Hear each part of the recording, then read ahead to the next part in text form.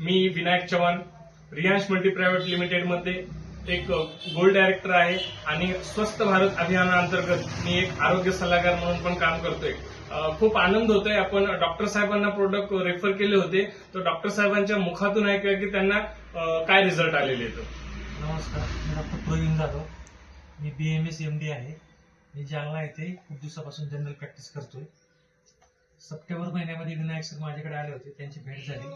त्यांच्या माध्यमातून मी या परिवारामध्ये जॉईन झालो आणि माझ्या घरामध्ये गेले दिवस होते काही. त्यात सर्वात महत्वाचा रिझल्ट म्हणजे मी माझ्या आईला केल्माफोर्टी नावाची बीपीची गोळी होती.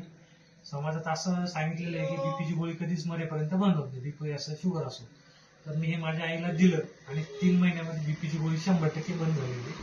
आज गोळी बंद होऊन आणि अमृत ज्यूस अजूनही चालू आहे. 4 महिने झाले गोळ्या बंद आहेत, कसलाही त्रास नाहीये.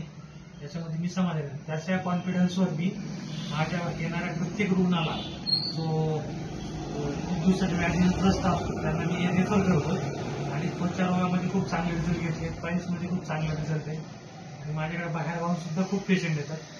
सर्व हे अमृत ज्यूसमुळे झाले आणि मी रिकमेंड असं करेन लोकांनी या अभियानामध्ये सामील व्हावं आणि ॲलोपॅथी मुक्त भारत करा.